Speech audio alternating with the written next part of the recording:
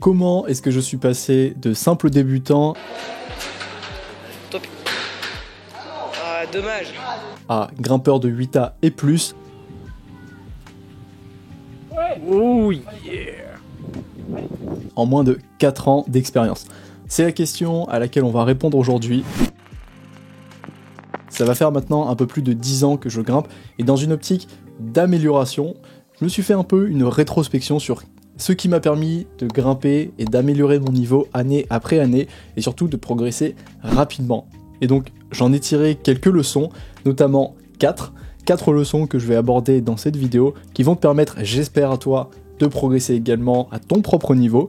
Je vais te montrer comment je les ai implémentées dans ma grimpe, ce que ça a transformé, et surtout ce que j'ai mis en place pour transformer mes habitudes de grimpeur, parce que c'est de ça dont il s'agit. Alors pour commencer, ce que j'ai fait, c'est que j'ai augmenté mon exposition. La fameuse exposition, c'est un de mes termes favoris. En fait, j'ai cherché à grimper plus souvent, mais également plus longtemps. Plus souvent parce que, au tout début de mon expérience de grimpeur, lorsque j'étais un débutant, je grimpais seulement 2 fois par semaine, donc 2 fois par semaine dans un club. C'était pas un méga club, j'avais pas beaucoup d'équipement à disposition. D'ailleurs, lorsque j'ai commencé l'escalade, je savais même pas, tu vois, que c'était un sport. Je pensais que c'était... Enfin si, je savais que c'était un sport. Non, je savais pas que ça existait si tu veux, mais je savais que c'était un sport. Et j'ai découvert ça par hasard un été dans une salle de bloc, donc qui s'appelait What's Up à l'époque, qui est maintenant devenu Climb Up, ça s'est fait racheter. Et j'étais tout content d'avoir trouvé un sport dans lequel je m'éclatais, mais je savais que il n'y avait pas de club autour de chez moi, en tout cas. Je n'imaginais pas qu'il pouvait y en avoir. Et lorsque j'ai pu reprendre les cours au lycée, je me suis rendu compte que il y avait finalement dans ma ville, pas très loin, un club, notamment celui de Billy Varap, et c'est ce qui m'a permis de commencer l'escalade, démarrer cette aventure. Donc ce club, c'était un petit club, donc vraiment une véritable asso à l'ancienne. C'était pas ouvert tous les soirs, seulement le lundi et le jeudi, et je pouvais grimper de 19h à 21h. On avait un pan de bloc qui était inclinable avec une manivelle et quelques voies qu'on pouvait grimper.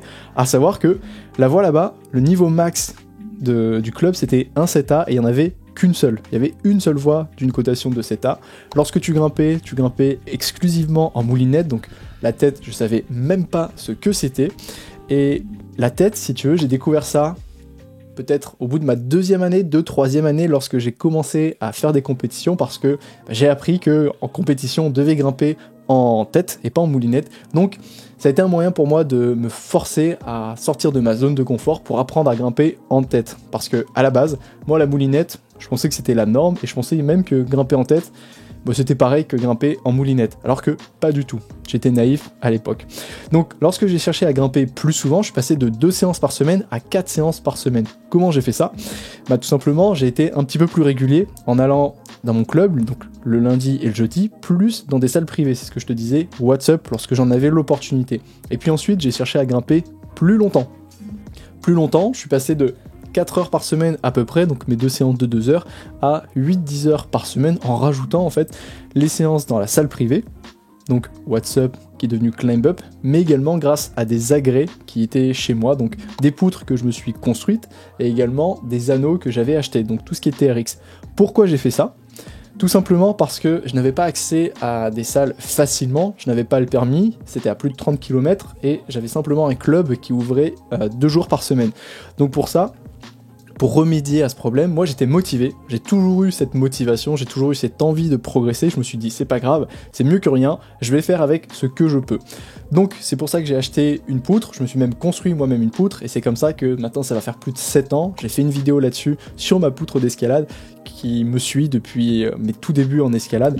Donc je recommande pas forcément cette approche pour tout le monde, mais si tu peux pas grimper et que tu souhaites progresser, ou en tout cas essayer de t'entraîner un petit peu plus, il faut essayer de faire avec ce que tu peux, il faut créer toi-même ton propre environnement, et c'est ce qui m'a permis moi, certainement, et c'est même indéniable, de progresser très rapidement sur ces 4 premières années. Ensuite, il suffisait pas simplement de grimper, tu vois, grimper pour grimper, ça marche au bout d'un moment, mais à un moment, il faut aussi également savoir ce que tu fais. C'est là où j'ai cherché à me renseigner, j'avais soif de connaissances, et j'avais une question systématiquement en tête qui me revenait.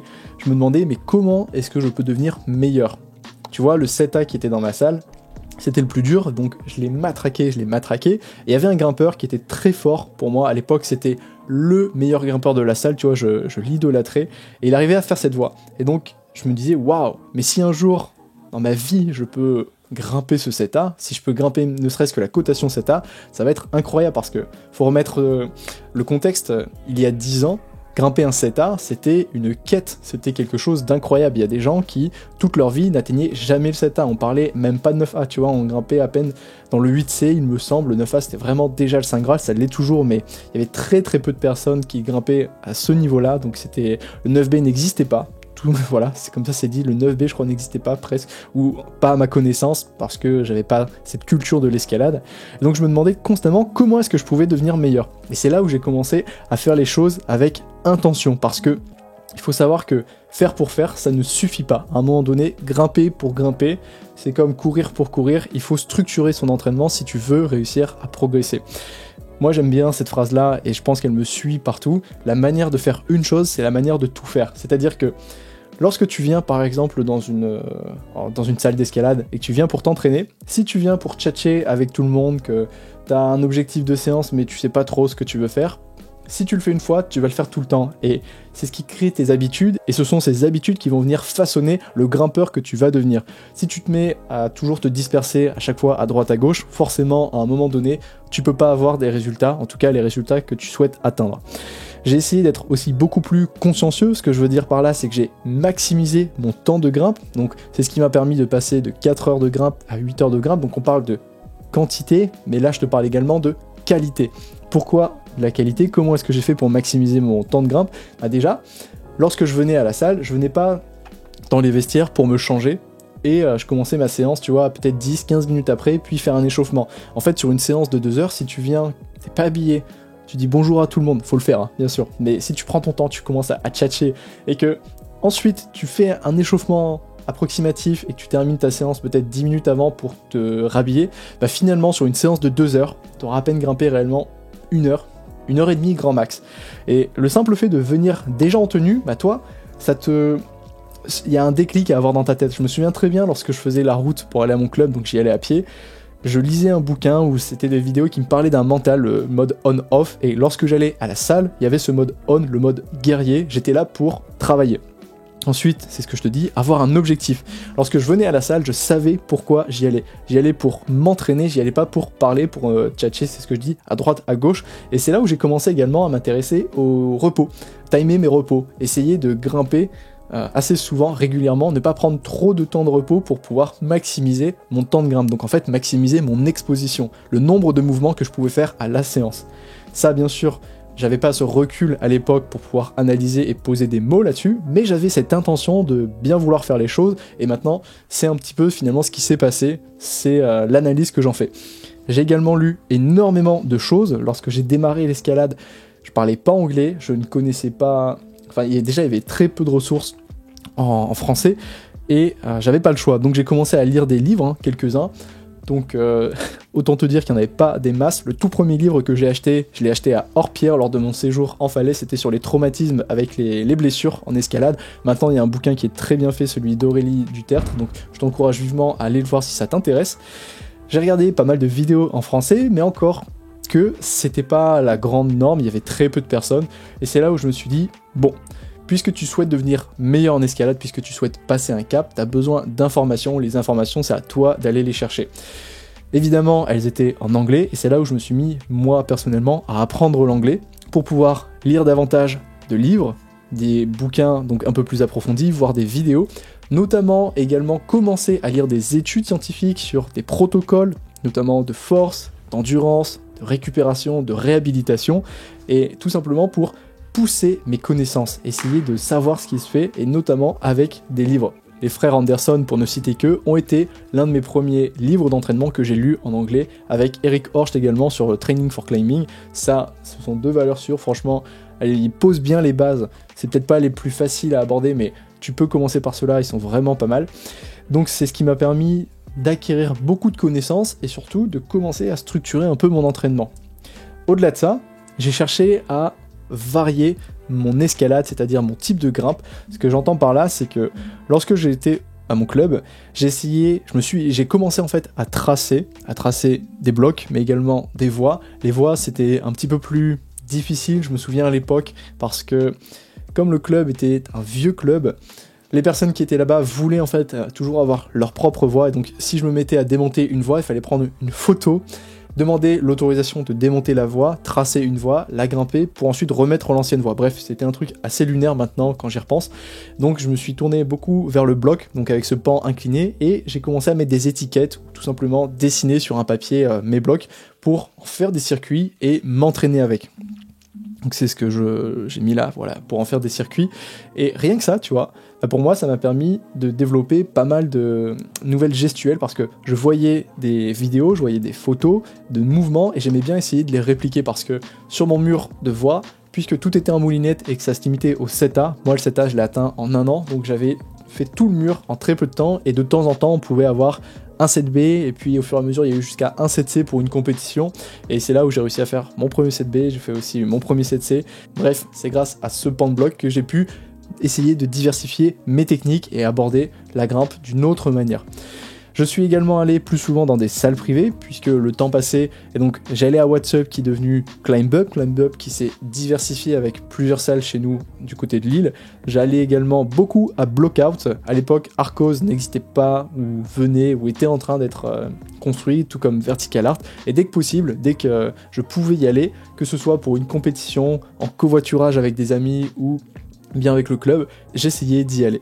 Enfin, et pour finir, j'essayais, dès que je pouvais, de grimper en Belgique ou ailleurs. Je te dis la Belgique parce que c'est l'une des premières salles privées en dehors de la France dans laquelle j'ai été, qui s'appelle Bioverklimzaal à Gand. Et donc, lors de mes sorties falaise ou bien sorties club, donc elles sont très très rares, il y en avait peut-être une fois tous les 36 du mois, je dis 36 tous les 6 mois, je sautais sur l'occasion parce que voir de nouvelles ouvertures, voir un nouveau style de grimpe si tu veux, de nouvelles prises, de nouveaux ouvreurs, c'est quelque chose de très riche. Ton bagage gestuel, c'est littéralement ce qui va définir les contours de ta technique et donc de tes possibilités lorsque tu grimpes. C'est vraiment important de pouvoir aller chercher cette variété à droite, à gauche et de se donner les moyens d'aller la chercher. Ensuite, pour finir, j'ai essayé de tryhard des voies qui étaient trop dures pour mon niveau, c'est-à-dire que je partais en fait dans des voies qui avaient un niveau stratosphérique par rapport à mon propre niveau, et tu vois, j'ai une anecdote, c'est exactement ce que j'ai mis ici. Je me souviens très bien, il y a une voie à l'Équin, plutôt la salle de l'Équin à côté de l'aéroport, donc qui fait une quinzaine de mètres. Lors de l'inauguration, ça doit être aux alentours de 2014 si je me souviens bien, je me souviens pas exactement, mais on doit être dans ces eaux-là. Je suis venu avec un pote, on grimpait à peine, tu vois, du 7A, je pense que j'étais plutôt dans du 6B, 6C, et devant moi, je voyais pour la première fois de ma vie une cotation que je n'avais jamais vue, que je n'avais vue nulle part ailleurs. C'était mon premier 8C, le premier 8C que je voyais de ma vie, et j'étais comme un gosse, comme un gamin, je voyais la voie, je me suis dit waouh, c'était une blanche avec une première macro qui maintenant est une prise commune, mais qui à l'époque était vraiment innovante, avec un peu comme un carré avec un bombé. Bref, il y avait un départ à essayer, et je me suis dit, il faut que j'essaye cette voie. Alors j'avais pas la prétention de la faire, bien évidemment, mais juste l'envie, la curiosité de tester. Et finalement, cette voie était tellement difficile que simplement faire le premier et le deuxième move, c'était trop dur pour moi. Mais tout ça pour dire que je n'avais pas peur, si tu veux, du regard des autres. J'étais décomplexé par rapport à ça, et je m'acharnais quand même. J'ai essayé une fois, 2 fois, 3 fois, 4 fois, juste d'essayer de faire un seul move, le premier move, et j'étais content de faire ça. Cette attitude décomplexée, je l'ai gardée au fur et à mesure avec moi dans toute ma grimpe. En fait, j'ai toujours été décomplexé vis-à-vis des grosses cotations, ce qui m'a permis d'essayer des mouvements qui étaient bien plus durs, des mouvements qui étaient novateurs par rapport à mon propre niveau. Et lorsque je revenais, tu vois, dans des niveaux qui étaient proche du mien, donc on va dire à peu près 7A, lorsque tu pars dans du 8 et plus, je te garantis que le 7A, il paraît tout de suite beaucoup plus atteignable, beaucoup plus réalisable. Et c'est en grande partie, je dirais aussi, la technique qui m'a permis d'acquérir le plus d'expérience, mais aussi le plus de niveau. Pour la petite anecdote, c'est grâce à cette technique, en m'acharnant sur un 8A, qui était dans cette salle, cette fameuse salle L'Équin, j'ai pu passer justement mon premier 8A après travail avant de passer mon premier 7C après travail. Et ça, c'est quand même assez drôle. 8A qui finalement s'est avéré être soft, on est d'accord, mais que j'ai pu confirmer en extérieur puisque 2 semaines après, je suis parti en falaise et j'ai réussi à faire au Frankenjura mon premier 8A en voie. Et ça, je peux te dire que c'est un des moments qui m'a le plus marqué parce que je venais de faire ce premier 8A en salle, j'ai fait un deuxième 8A, mais cette fois-ci en falaise, donc les 2 premières à peine 2 semaines d'intervalle. Ça me permettait, moi, de confirmer un premier orteil dans ce niveau-là, et ça venait de faire à peine 4 ans que je grimpais. Et ça, tu vois, ces 4 clés-là, augmenter son exposition, donc en grimpant plus souvent, plus longtemps, avoir soif de connaissances, se questionner, essayer de voir, d'en apprendre un peu plus sur l'entraînement, améliorer la diversité des mouvements, essayer de varier son environnement, que ce soit grimper en extérieur, en intérieur, dans des salles privées, dans son club, ou bien de tryhard des voies plus difficiles ou des blocs plus difficiles que son propre niveau, eh bien ça fait partie de ces 4 clés qui m'ont vraiment permis de progresser à une vitesse stratosphérique. Et quand je vois ça, tu vois, eh ben j'en reviens aux bases actuellement. J'essaie de passer un plateau, j'essaie de grimper mon premier 8C, donc premier 8C qui sera normalement pour cet été en falaise, et j'en reviens juste au basique avec l'exposition et la soif de connaissance ainsi que la variété. En fait, en termes d'exposition, j'essaie de grimper plus souvent, donc on parle ici de fréquence, mais aussi de maximiser mon temps. Lorsque je viens avec un objectif donc dans la salle, je sais pourquoi je viens grimper, je viens directement habillé, et donc ce qui fait que mes séances sont très productives. J'ai soif également de connaissances, donc je me documente toujours sur par exemple la voie, le type d'effort, sa longueur, comment je peux m'entraîner pour cet effort, et enfin, en termes de variété, je cherche à aller le plus souvent possible en extérieur. Là récemment, j'ai fait ma toute première séance à Freyr, je me suis dit, si tu veux grimper en falaise et devenir meilleur en falaise, il faut t'exposer à la falaise. Et donc, même si le profil est un petit peu différent, c'est pas le même, ça va me permettre, moi, de me faire, par exemple, de la peau, de m'habituer aux efforts qui sont très longs, parce que la voie, elle fait à peu près, il me semble, 40 mètres. Donc, tout ça pour dire que il faut en revenir des fois juste au basique et se concentrer sur ce qui est le plus important, sur ce qui est vraiment efficace, à savoir ces 4 clés. Je t'encourage vivement à les essayer. Je sais très bien que tout ce que je te présente là actuellement n'est pas applicable à ton propre cas. Prends simplement ce dont tu as besoin, ce qui fait sens, ce qui résonne en toi. Tu verras, t'as pas besoin d'appliquer forcément les 4 clés si tu souhaites progresser. Peut-être une seule, c'est déjà bien. Et si tu souhaites aller encore plus loin, je propose des services de coaching. Le lien est dans la description. Je te dis à la prochaine, porte-toi bien. Ciao.